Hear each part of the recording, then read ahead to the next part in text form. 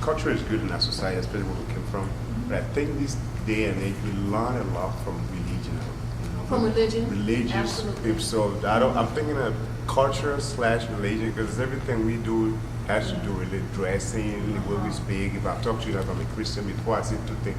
I'll quote the Bible. Yes. So culture probably has to do with religion or something. What do you think about that? I do. I think that's that is true, and I didn't intentionally leave that out. Okay. You know, Because of America, yeah. You know, it's so much a part of. Police. I believe it. Church and state should be separate. Exactly. I completely, and that's interesting. Very careful About religion. because if you say something, people are offended. Take offense. Yeah. I thank you for bringing that up. Leave that up. Okay, so let's get into this. We are running really behind. Into the differences between transactional leadership versus transformational leadership. And I hope that you don't mind my sitting, but I really like you. Okay, so. But we are sitting now. All right. All right, so the characteristics of transactional leadership are the following. People perform their best. This is what the popular notions are. People perform their best when the chain of command is definite and clear. You're here, I'm there, I have a supervisor above, right? This hierarchy, and it has to be clear. That's the prevailing idea, that it has to be clear. 2, that workers are motivated by reward and punishment, right? If they know what it is they're supposed to do, they get a reward. If they don't do what they're supposed to do, then there's a consequence or a punishment. 3rd, obeying the instructions and commands of the leader is the primary goal of the teacher. That's what the popular idea is, right? So whatever the leader wants, whatever the leader's vision is, that's what, okay. Leaders must carefully monitor teachers to ensure that expectations are met. We have to inspect what we expect. All right, I see a lot of people shaking, they're like, yeah, okay, that sounds good. But let's look at some disadvantages of this. In the transactional leadership model, teachers are not encouraged to be creative or find new solutions to problems at all. They're stereotyped. Nope, yeah, absolutely. And then you get people who, like your creative teacher, the leader has said the classroom must be managed, point blank. Well, you didn't give me any tools. I don't really know how to do that. All I can do is just what my daddy taught me or what I learned from some person out on the street. Let me dig a hole and put somebody in there and, hey, classroom management, problem solved. But how do you empower? There's no room in transactional leadership model for empowering teachers to understand how to come up with creative solutions. Another potential disadvantage is that research shows that this style of leadership can be effective only in situations wherein the problems are simple and clearly defined. So how do we take students to the restroom? How do we take primary students to the restroom? Do we line them up? Do we have them put their fingers over their mouths and they walk so they don't disturb anybody? Do they put their hands behind their back? I mean, these are simple things, and this is how the leader wants it done. I don't have to worry about it. It's a simple task. I got to get it from A to B. I'm not worried about how it gets done. The leaders told me that's how it's done. Well, that's fine if it's a simple problem.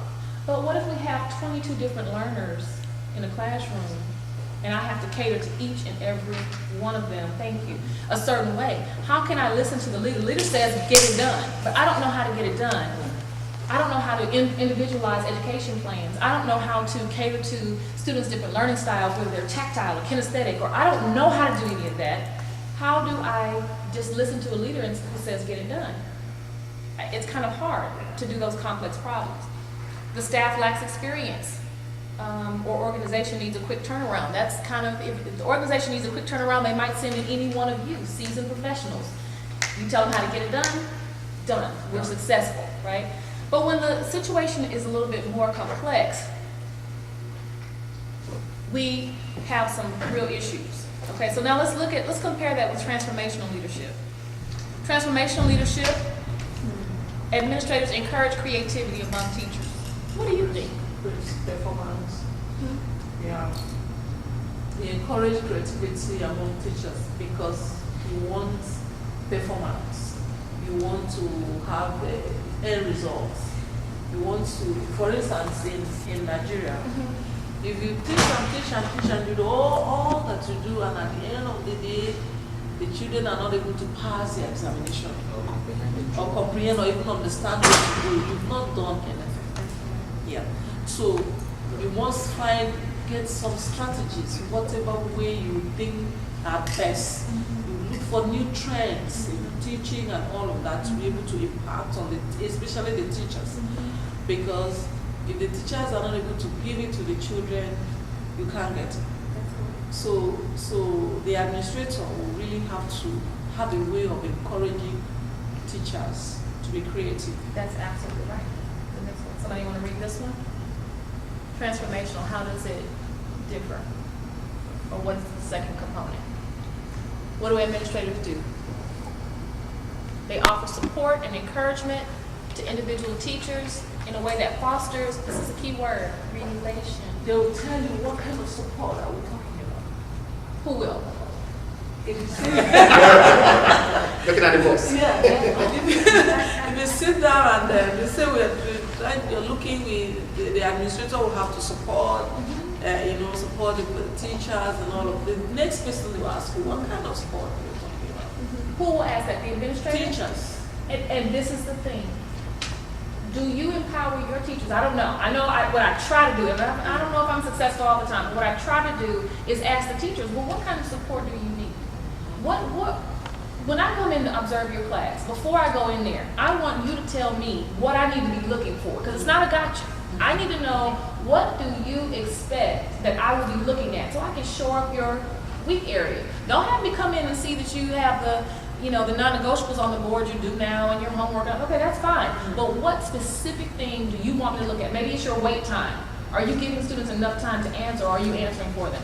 Are you able to manage calling on different students around the room so that a variety of learners have an opportunity to take a risk and answer? What do you actually need support with? And if you can tell me, then I can look at that. And if you can't tell me, then I can help you find something that you need my support with, okay? Administrators are motivational and inspiring, articulating a clear vision, and they help teachers experience the same passion. How many of you, when you hire someone, the teacher just wants a job, and the person that they are in the interview, somehow it's not the same person in the classroom. That passion is gone. Passionate about getting the job, but not passionate about teaching the job. Yeah. Right? So how do you translate this excitement about getting paid for a job into this passion to actually advance and foster and nurture the growth and development of students? How do you do that? Well, I think in Nigeria, that's the biggest problem we have as administrators. Because we find out that the teachers of today are not passionate about the job to do. They are not passionate. In fact, like when I was saying, the teacher will first of all ask, what kind of support do you need? A teacher will tell you, if you need me to do extra work, it means that you must give me some money. Extra, apart from what is being paid for. So that is really affecting the performance or the output of teachers. So, passion is the key word, But we try to see how we can encourage teachers to be passionate about their work, about the kind of work they do. Sometimes you even encourage them to, like we come here. We're coming here on our own. The government did not sponsor us, they didn't tell us. But because we know what we want, we know what we want, so we think we can at least, even if the last money we have, we need to know more. We need to also know the new trends, what is happening in America that we can take on. So in our school, even within us, even when workshops are being organized, and you tell a teacher, can you attend that workshop? And maybe they will ask him to or her to just pay a token fee, like you belong to an association. Like we have what we call the Science Teachers Association, all these associations, and you need to pay your membership to belong to that association. Teachers will still want you to pay for them to be part of that association. Their own profession. Yes, their own profession. So to themselves, they're not even being passionate about what they do. And so sometimes we find it very difficult to get the real best out of them because they are not showing a lot of interest in what they are doing. Do you hire people from the business sector? Do you hire people who are just out of college? Are you hiring educational students who are in education, or who gets hired? We hire students who graduated from colleges of education, Professional. and the faculty of education, professionals in the Federal Capital Territory. The minimum qualification for you to teach in a senior secondary school is first degree in education. That is it. But you see, it's all about motivation. It's all about motivation. When I mean motivation, commitment, motivation from the part of the government to really, and it's not taking you home. So you see, most teachers are even leaving the job for greener pastures. Some of them took this job as a safety valve. That let me just take it. Whenever the situation improves, we are opting out. We've had a lot of, even in my school, about 5 between September to this November, have written that they are retired. So how, okay, because this happens in America too, and this is really an important discussion, and I don't think that we have enough time to solve anything right now, but I think what is going on in America is that people are, have you heard of Teach for America? Yeah. You've heard of Teach for America. Okay, Teach for America is an organization, I'm not necessarily an advocate of it, but Teach for America has found, I think, a solution, at least a short-term solution, wherein they hire bright individuals from colleges, and they hire them for 2 years. 2 years, it's a 2-year turnover. And these people work their hinds off. They understand that if they want to continue in education, that they can, but the understanding is that after the 2 years, they're going to go on to grad school, or they're going to go on to the business sector or wherever. Now, there's a high turnover, right, in schools, because after 2 years, you kind of lose some stability in your school culture if every 2 years people are leaving. However, if you know that you have a group of individuals who are committed for a 2-year period, my teachers get to school at 6:50. Some of them don't leave until 10 at night. Wow. Okay, working. Now, whether or not anyone can sustain that level of commitment and the exuberance that they exhibit in the classroom for longer than 2 years, I don't know. But Mr. Collier can attest, he's there late at night. He's not TFA, but we get there early and we stay. Not because the pay is so great, but because I think everyone believes in the vision of the school. We are the only community school left because the schools are closing down. What is happening is a land grab in our community. And so if the schools go away, the property value decreases, gentrification comes in, another group of people come and buy up the property really cheap and they start over again. Right? So our children are left in the crossfires. They're the ones who suffer. And so as an advocate in the community for these children, I'm trying to just assemble. I don't care, if you want to be here 2 years, fine. But I need people who are passionate and who share my vision and who are going to talk with the parents, who are going to reach out to the community, gain community partners. Are there any community partners where you are who provide extracurricular or enrichment activities or okay, so those are the kinds of things that we need to help build. I think that is, you can now hire and fire your teachers. Ma'am, say it again. Can you hire and fire? Yes. I think it's something. Can you hire and fire? I think we have it. I think there is something we need to take on because in Nigeria, as we're talking about something was just going on. In Nigeria, what they said is that you cannot even teach unless you have a license as a teacher, or unless you have gone through education, you've done some kind of like you have your TRC, or you have to have educational training. And so people think that because somehow in the teaching field you can have a job. So what people do now is that they just rush and go for 1 year and do a crash program and get the PhD in education, and they come there, they're not really doing the work. Aja, are you Yes, thinking yes, that yes, way? yes, That's yes, what was yes. just going around my mind. So what's the need? What's the need saying that? And then people now just come in and they sit down. The same people that tell you that, oh, okay. There was a boy in Kabusa when I was in Kabusa. The boy came out and he read computer science. And so he was the only computer teacher in Kabusa. And the boy was hardworking, was doing everything. He knew so much of in computer. But you know, because he had a BSc. He didn't have PhD. Good. So the same guy, the same people that he was employed the same time, were paid a little higher than him. And he was the one doing the work. He's a cousin to, he's a nephew to Mrs. Director. So this boy, one day I was sitting there, he wrote an application in the resignation letter. I brought to me, he wants to resign. I said, why do you want to resign? He said, Auntie, I cannot do it. I cannot, this is what's happening. I had to tell him, Auntie. So we begged him and begged him, he continued. Then he felt very cheated. He was doing the work, and then this other, he was paid less. And these other guys, people that were not doing anything. So now the boy resigned. You know what he's doing? Taxi driving. He's driving and said he can't belong there. But he's trying to find somewhere to go back to school or get another job. Did you encourage him to go for PGD? He said he would not do it. By NTS? I told him to do it. Interest is gone. He said he would not do it. Passion is probably out of it. I think Mr. Carter was going to say that. He has the passion, but he felt cheated. Yes.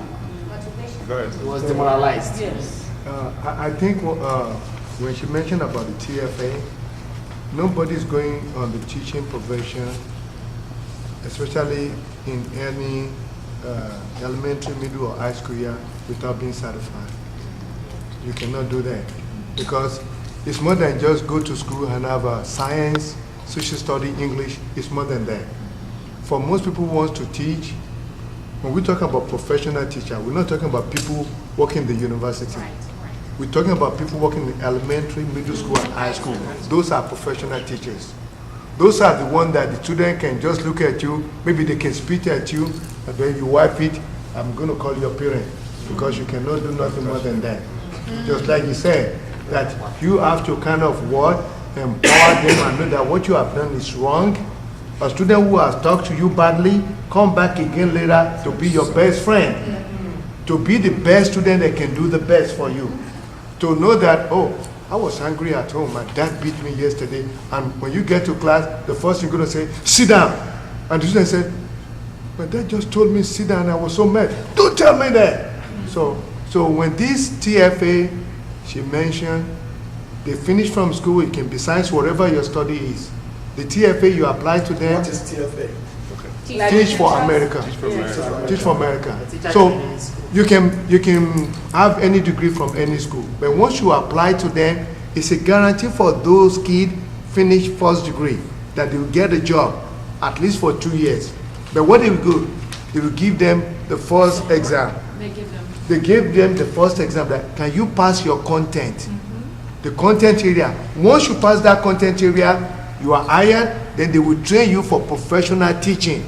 And that professional teaching, you will do it even before the school will start. You finish in May, you're already applying like in December. When you finish in May, you will transfer to whichever state you're going. You start managing and managing. By the time the school starts, in August, you are there, you are going to classes, they are training you. By the end of 6 months or 1 year, you will pass both of those things, and you are already there. Most of them will stay past 2 years. Most of them will stay past 3 years. I think they extended their help to those students. Yes, Most of them that because wants to go to graduate school, law school, medical school, because of the influence and impact they have on most schools in America now, they help them to get to all these strong, it can be medicine, pharmacy, or whatever. And most of them will rather feel like coming back, because I've seen one that while he was in school, he always come back to our school and say, okay, I want to teach when the school is over. I say, okay, we just give you some extra money to do that. So the same thing can apply. So the question of asking teachers to be professional, to be certified is very important. Because I've seen many people say, oh, I want to teach, and they went to school for the first time. being a substitute. Oh no, I can't stand those kids. And it's out. And it's true. But you see, it's different there. The government is ready to train. But on our own, they are not ready to train. Yeah. They just leave you. So you go and get, so somebody can just go, however he gets it, nobody cares. It's not empowering. Yes. So So you become a teacher. Yes. Well, I wanted to pull this up because this is an example of a document that I provide to my teachers. We ask teachers to create lesson plans, right? How are you going to teach? You have to script it out. And I'm not sure, I would love to learn how you do it in your respective schools. But we call it a cheat sheet because it's a one-stop shop for everything. What kinds of questions should you be asking yourself as a teacher as you're preparing? This document, just to keep using the theme, is so empowering because sometimes I can't get to every content meeting. I can't get to every classroom all the time to make sure that certain things are being checked off. But if you have my voice by virtue of this paper in your head, and you know how the lesson cycle is supposed to go, every class has to have an opening. How are you going to attract the student's attention? Every class has to have introduction to new material. When I say opening, it might be a joke. It might be a current event. I was talking about Kanye West. Are you familiar with Kanye West? Okay, well, a big deal now is that he is selling a lot of his t-shirts with his Confederate flag on it. And in Texas, that's just a no-no for African Americans. Black folks, you just don't put a Confederate flag on anything. Okay, you understand. So you open with that. If you're talking about controversial topics and you use that as a lead-in to getting them to talk about a persuasive essay, then you give them a controversial topic and then as your lead-in to grab their attention, and they want to write. They're going to want to write a persuasive essay, but you know this, right? So the teachers who need the support, though, it gives them, how are you going to open?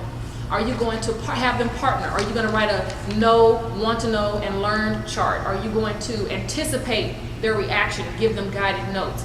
How are you going to do that? And then what is about to happen in this section? All of this on this side has to be scripted out by new teachers. That's how we support it. Answer these questions. It's a pain in the butt. It is such a pain to do, but they appreciate it after 3 or 4 months because they know what a good lesson looks like, and I can come in their classrooms and survey whether or not they're doing what they should be doing. Okay, you all know that. I'm just talking to the choir. Okay, so going back to the PowerPoint briefly. Transactional. You give something, you get something. And that sounds really good, but transformational is more about you already have something, please share what you have with me. And that's what kind of needs to happen. Now in your situation though, it sounds like a lot of your teachers may not have as much, but even so, you have to make them think that they do. My mother's an educator, she used to tell me, man, teaching is lying. I hate to say that. It's like parenting is lying to a certain extent. Hey, mama, come watch this. Oh my gosh, that's so amazing. You don't really care about it, but you have to make the child think that you really, really care. So